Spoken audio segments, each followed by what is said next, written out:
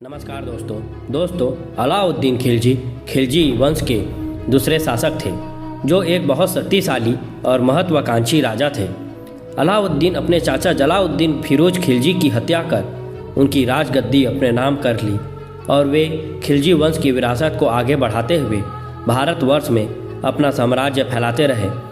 उसको अपने आप को दूसरा अलेक्जेंडर बुलवाना अच्छा लगता था। उसे सिकंदर आई सनी का खिताब दिया गया था। खिलजी ने अपने राज्य में शराब की खुलेआम बिक्री बंद करवा दी थी।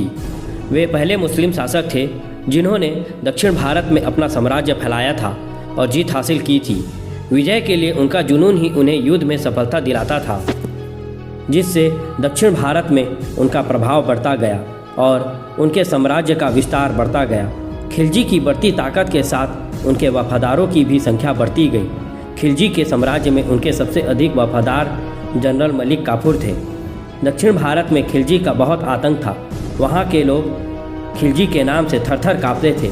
वहाँ के राज्यों में ये लूट मचाया करते थे और वहाँ के जो शासक इनसे हार जाते थे उनसे खिलजी वार्षिक कर लिया करते थे। वहाँ की लूट और युद्ध के साथ साथ खिलजी अपनी दिल्ली की सल्तनत को मंगोल आक्रमणकारियों से बचाने में भी लगा रहा।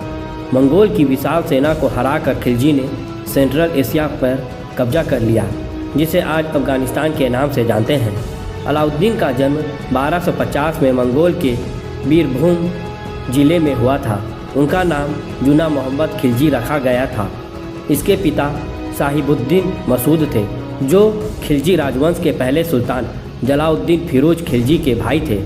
बचपन से ही अलाउद्दीन को अच्छी शिक्षा नहीं मिली थी, लेकिन वे शक्तिशाली और महान योद्धा बन के सामने आए।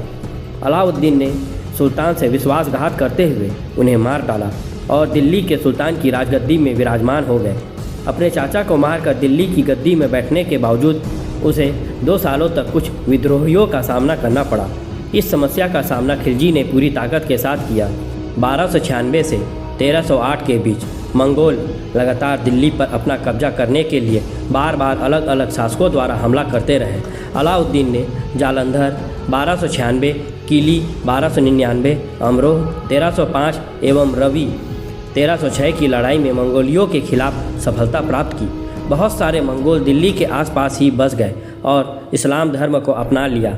इन्हें नए मुसलमान कहा गया। खिलजी को उन पर विश्वास नहीं था।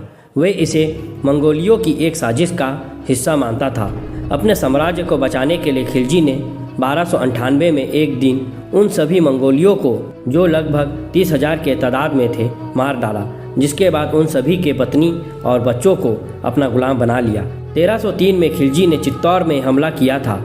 वहाँ रावल रतन सिंह का राज्य था। राजा रतन सिंह के दरबार में राघव चेतन एक संगीतकार था। राघव चेतन एक जादूगर भी था और इसके बारे में बहुत कम लोगों को पता था। राघव दुश्मन को मारने और आत्मा बुलाने के लिए इसका इस्तेमाल करता था। एक बार राघव चेतन के आत्मा बुलाने के बारे में रतन सिंह को पता चला और उन्होंने राघव को राज्य से बाहर कर दिया।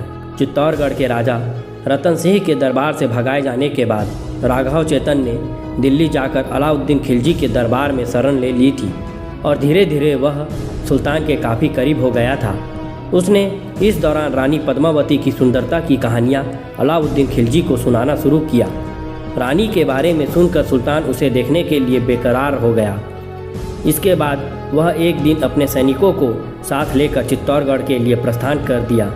चित्तौड़गढ़ पहुंचकर अलाउद्दीन खिलजी ने सैनिकों समेत चित्तौड़गढ़ किले के पास डेरा डाल दिया और राजा को संदेश भिजवाया कि दिल्ली सल्तनत के सुल्तान रानी पद्मावती की एक झलक देखना चाहते हैं। इसके बाद वह दिल्ली लौट जाएंगे। खिलजी के इस संदेश से चित्तौड़गढ़ में खलबली मच गई।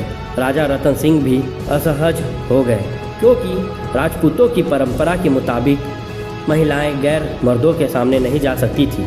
लेकिन राजा रतन सिंह को इस बात की भी आशंका थी कि अगर इनकार किया गया तो सुल्तान उनके राज्य पर आक्रमण कर देगा। इसलिए अपने राज्य और प्रजा को बचाने के लिए राजा रतन सिंह ने सुल्तान का प्रस्ताव मान लिया। इधर रानी पद्मावती सुल्तान के आमने सामने नहीं होना चाहती थी, लिहाजा शीशे का इस तरह प्रबंध किया गया कि सुल्तान रानी की छाया उसमें देख सके। कहा जाता है कि रानी की एक झलक देखकर अलाउद्दीन खिलजी रानी पर मोहित हो गया। उसने मन ही मन तय कर लिया कि वो रानी पद्मावती को लिए बिना दिल्ली नहीं लौटेगा। अलाउद्दीन खिलजी ने चित्तौड़गढ़ जाने वाली पानी रसद की सप्लाई रोक दी। कई दिनों तक किले में लोग भूखे प्यासे रहे। अंततः राजपूतों ने और राजा रतन सिंह ने तय किया कि भूखे मरने से बेहतर है कि लड़ते हुए ही जान न्यौछावर कर दिया जाए। इसके बाद चित्तौड़गढ़ और दिल्ली सल्तनत के बीच युद्ध हुआ, जिसमें राजा रतन सिंह की हार तय दिख रही थी। इधर महल में रानी पद्मावती और अन्य राजपूत रानियों ने अलाउद्दीन की गुलामी से बचने और राजपूत धर्म निभाते हुए जौहर होने का फैसला किया।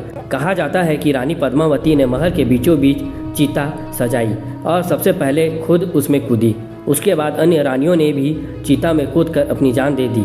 अंततः में जब राजा रतन सिंह को मारकर जब अलाउद्दीन खिलजी किले में प्रवेश किया तो वहाँ उसे सिर्फ राख मिला, कुछ और नहीं। जिसकी चाह में उसने खून बहाए वो बेकार गया। जनवरी 1316 में 66 साल की उम्र में खिलजी की मृत्यु हो गई थी। वैसे यह माना जाता है कि उनके वफादार मलिक नायब ने उनकी हत्या की थी। उनकी कब्र दिल्ली के महरौली में कुतुब कॉम्प्लेक्स के पीछे है। थैंक यू दोस्तों। यदि वीडियो अच्छी लगी हो तो इस चैनल को सब्सक्राइब करें।